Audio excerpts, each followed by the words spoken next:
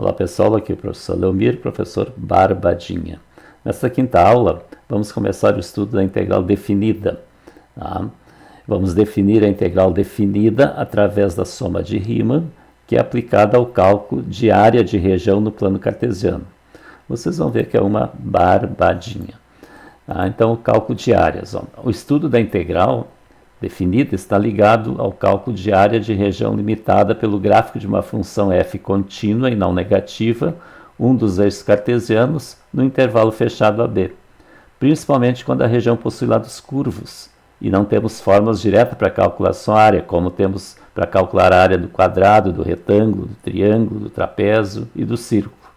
Tá? Então, a integral é importante, a integral definida, primeiramente aqui para calcular a área de regiões irregulares, que geralmente os lados são curvos. Tá? E essas figuras aqui a gente sabe a área dessa forma, né? Relembrando aqui a área do retângulo. Né? Então aqui tem essa região aqui é retangular. Ó, tá? E aqui no gráfico, né, a função que vai determinar esse retângulo é uma função constante, aqui, ó, f de x igual a c aqui. Tá? Então, essa região ela está cercada pelo gráfico da função, o eixo x e no intervalo fechado de A até B. Apesar de estar pontilhado aqui, mas o intervalo é fechado. Tá? Então, é fundamental aqui, a função deve ser contínua, tá? O intervalo aqui deve ser fechado. E não negativa, quer dizer, a função tem que estar pelo menos acima do eixo x, tá? Para que a região tenha uma área. Porque se a função for negativa, se estiver abaixo do eixo x, eu vou ter um valor negativo, e a área não existe negativa. Tá?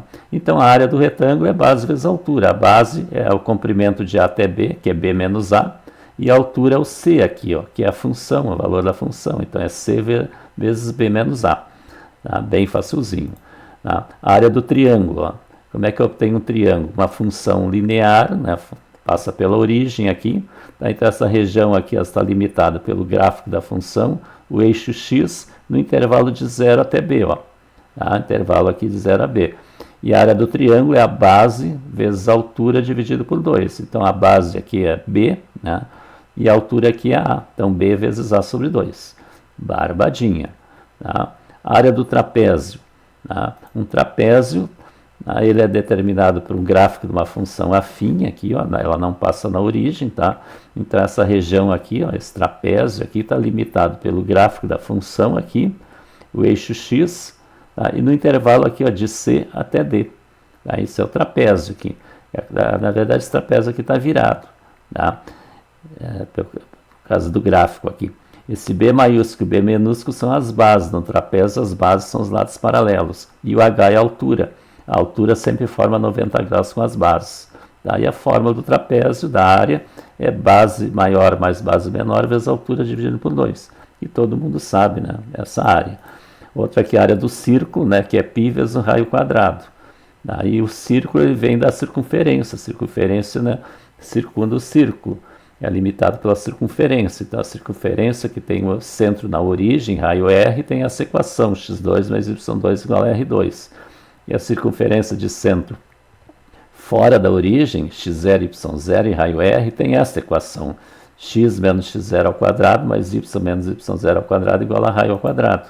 Tá? Então aqui nós temos a circunferência com centro aqui, ó, x0 e y0, tá? Uma circunferência qualquer. Então a área é π r ao quadrado. Então essas figuras aqui conhecidas, né, a gente sabe a fórmula, né? Agora essa situação aqui, a área de uma região qualquer, ó. Então, quando a região R é uma região curva qualquer, o cálculo da área torna-se complicado, pois não existe fórmulas prontas. Tá? Por exemplo, como é que a gente poderia calcular a área dessa região aqui, ó, tá? Em que um dos lados aqui é uma curva qualquer, essa curva é dada por uma determinada função, tá? Então, essa região ela é limitada pelo gráfico da função aqui, que é uma função contínua, ó, tá? O eixo x e no intervalo aqui de A até B. Dessa região. Então, como é que a gente vai calcular a área disso aqui? Tá?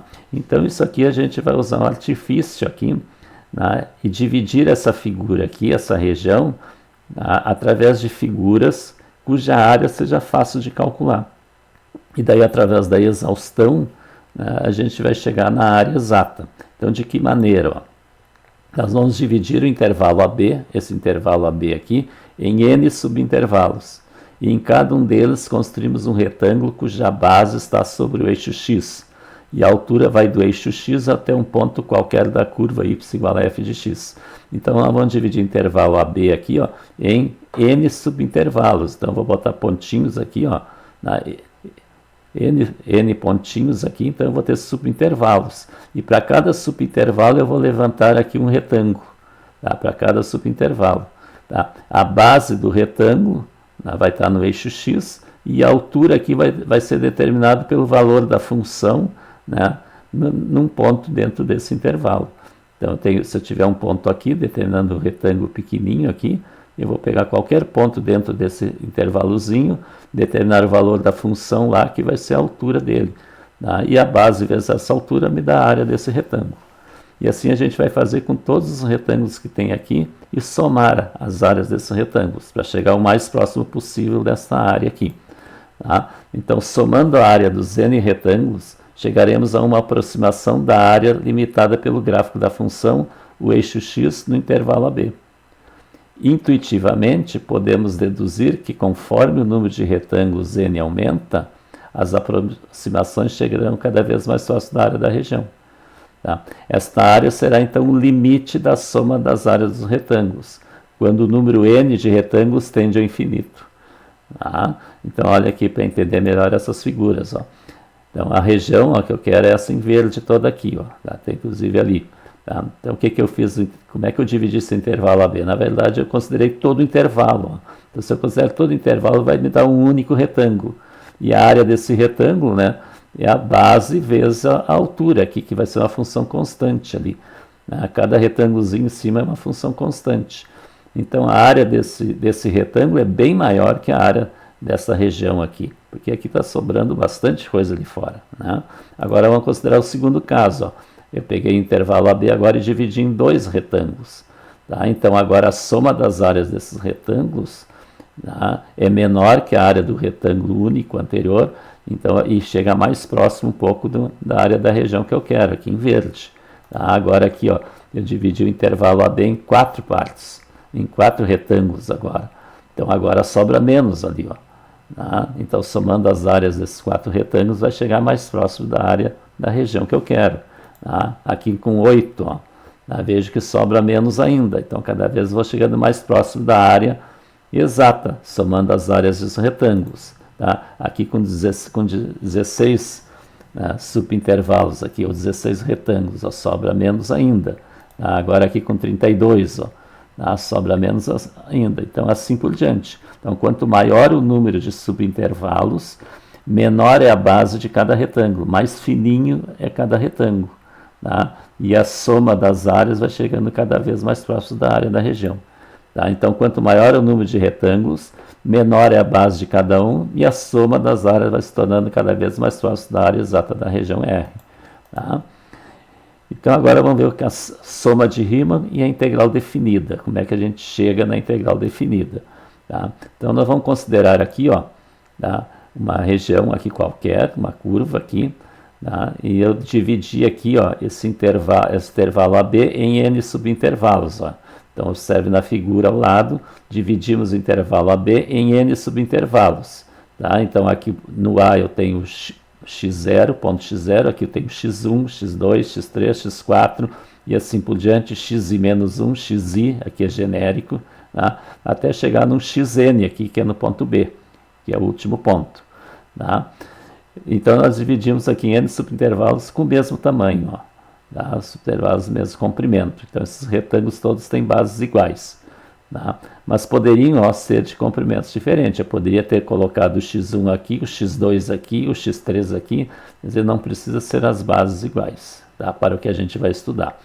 Os pontos x0, x1, x2, x3, assim por diante, até o xn, delimitam as bases dos retângulos, né, os subintervalos, e formam um conjunto chamado partição. Tá? Essa é uma nomenclatura que a gente usa aqui para a integral. Então, as bases dos retângulos são dadas pela diferença, né, dos extremos de cada basezinha, cada subintervalo. Então, ΔX1, ó, ΔX1 é x1 menos x0. Ó. x1 menos x0 vai dar o ΔX1, que é a base desse retângulo. delta x2, né, é o x2 menos x1. Ó. x2 menos x1 vai dar o delta x2, que é a base desse retângulo. E assim por diante, até chegar no delta xn, que é o xn menos 1 aqui, ó, que é a base desse. E o genérico aqui, o delta xi, esse delta xi aqui é o xi menos 1, que é a base que está representando a base de qualquer retângulo. Tá?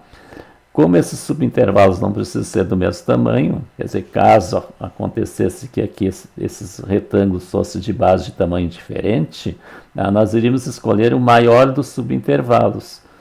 E esse maior subintervalo a gente chama de norma, que é simbolizado por essas barras duplas aqui e a letra P, que é o máximo intervalo, a xi menos 1. Se todos os subintervalos são iguais, a partição é chamada partição regular, que é o caso aqui da nossa representação. Tá? A área aproximada a R da região é calculada pela soma das áreas de cada retângulo.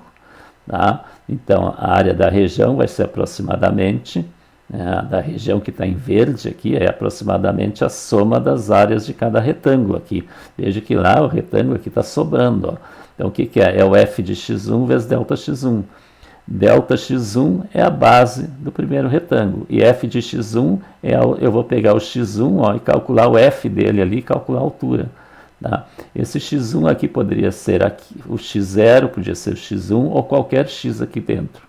Tá? Eu coloquei um x1 aqui. Tá? No segundo retângulo, ó, delta x2, que é de x2 menos x1. Daí eu vou pegar um x2, um ponto qualquer aqui, calcular a imagem dele e vou determinar um plano horizontal, aliás, um segmento horizontal, como se fosse uma função constante para formar um retângulo aqui. E assim por diante. Ó, tá? Então, a soma das áreas, cada produto vai ser a área de cada retângulo, a soma vai dar aproximadamente a área da região. Esse f de xi asterisco, delta xi, tá? É relativo a esse retângulo genérico. Delta xi é essa base aqui, e o xi asterisco é qualquer x dentro desse intervalo aqui. Tá? E f de xi é a imagem dele lá, que vai determinar aquele segmento horizontal. Tá? E assim por diante. Então, xi asterisco é qualquer valor do subintervalo. Então, esta soma anterior que a gente tinha ali, ela pode ser representada através dessa expressão. Ó, a soma S, né, a gente lê como somatório com I variando de 1 a N de f de xi asterisco delta xi. Então, isso aqui é uma forma condensada de representar toda aquela soma das áreas. Veja que aqui delta x vezes f de x é a área de um retângulo. Tá? Como a gente pegou o genérico, ó, quando I vale 1, eu tenho f de x1 vezes delta x1. Eu tenho a área do primeiro retângulo. Quando I vale 2, eu tenho f de x2, delta x2, a área do segundo retângulo. E esse símbolo indica que eu vou ir somando. Eu vou somando os produtos aqui da base pela altura. Tá? Então, a soma total vai me dar a soma das áreas dos retângulos. Então, essa expressão aqui, esse somatório, é conhecido como soma de Riemann. Tá? Essa expressão aqui. Então, sempre que eu tiver uma função vezes uma variação delta x aqui, às vezes essa função pode vir ao quadrado, coisa assim, sempre vai se chamar soma de Riemann. Então, aplicando o limite a essa soma, com n tendendo a infinito, então o número de subintervalos tendendo a infinito, o resultado será a área exata da região. Porque daí cada delta x aqui vai tender a zero. A base de cada retângulo vai ser infinitamente pequena. Então a gente vai somando esses infinitamente pequenos e ele vai preencher toda a região sem sobrar nada de retângulo fora da região. Então por isso vai ser a área exata. Então a área da região exata é o limite do somatório com I variando de 1 a N de f de xi asterisco delta xi, com n tendendo a infinito. Tá? Então, bem barbadinha de entender isso aqui. Tá? Ou a gente pode também considerar aqui, ó, tá? O maior dos subintervalos aqui, ó, né? A norma aqui, ó, se o maior do subintervalo tende a zero, imagina os outros subintervalos, né? Quando eu tenho retângulos de base diferente. Tá? Então, é uma outra maneira de representar isso aqui. Tá? Se esse limite existe, o resultado é chamado de integral definida da função f de x no intervalo AB, cujo símbolo é dado por essa expressão aqui, ó, essa simbologia aqui, ó. Então, essa simbologia significa integral definida no intervalo de A até B de f de x dx. Tá? Veja que isso aqui está tudo representado, que a gente quis dizer aqui, ó. O símbolo da integral, ó, que agora a gente pode ver de onde ele vem, ó, é que esse S esticado, ó. Tá? É um S esticado, S de soma. Então, o que eu estou somando? Tá? Eu estou somando dentro do intervalo AB, ó. Então, aqui indica o intervalo, produto de f de x, que são as alturas, vezes dx, que são as bases do retângulo. Se o ΔX aqui tende a zero, tá? Ele tende a um valor infinitamente pequeno, a gente representa por dx. Tá? Então, isso aqui é a integral definida de A até B da função f de x vezes dx. Então, esse dx aqui, ele indica, além de indicar em relação a qual variável eu estou calculando, ele indica, né, as bases infinitamente pequenas de cada retângulo. Tá? Logo, definimos a integral definida como sendo o limite da soma de Riemann.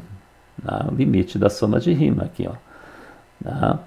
Observamos que, assim como a soma de Riemann, a integral definida de uma função em intervalo dado pode-se assumir qualquer valor real e não um conjunto de antiderivadas, como a integral definida. Tá? Porque aqui, ó, a integral definida é o limite dessa soma de Riemann. Tá? O que é o limite da soma de Riemann? Aqui, para nosso problema, isso aqui vai me dar a área exata da região. E a área é um número. Logo, a integral definida vai ser um número real, ó, tá? E não um conjunto de antiderivadas. Logo, aqui a gente não vai ter como resultado da integral definida o mais c. Tá? Não é uma integral indefinida. Tá? Mas a integral definida será a área, se a função for contínua e positiva no intervalo AB. Coisa que a gente falou na introdução antes, né? Então, para que a integral, o resultado da integral represente uma área, a função tem que ser contínua dentro do intervalo e positiva no intervalo AB. Certo? Os extremos do intervalo AB também são chamados de extremos da integral definida, né? Sendo que a representação A é o extremo inferior e B é o extremo superior. Então, esse aqui é o extremo inferior e esse é o extremo superior, dentro do intervalo AB. Tá? Propriedades da integral definida. Tá? Primeiro, a integral de A até A, f de x dx é zero. Vamos encarar agora como se fosse área. Isso aqui está calculando uma área. Tá? Então, eu quero calcular uma área no intervalo de A até A. Se eu tenho intervalo de A até A, é como se eu não saísse do lugar aqui. Ó. Tá? Então, eu não tenho área, não tenho uma região, uma superfície, né, que está correndo aqui. Então, por isso que é zero. Então, se os extremos de integração são iguais, a integral é zero. Segunda, ó. Segunda é semelhante à integral indefinida. Ó. A integral definida no intervalo AB de uma soma ou subtração de duas funções é a soma ou subtração da integral de cada função. A integral definida de cada função. A barbadinha. Tá? Aqui também, semelhante ao que a gente tinha na integral indefinida.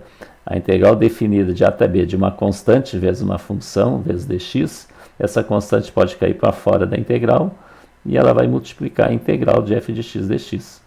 Tá? Quarta, ó, a integral de A até B é f de x dx. Então, vamos considerar aqui agora esse C. Ó. O C é um ponto que está entre A e B.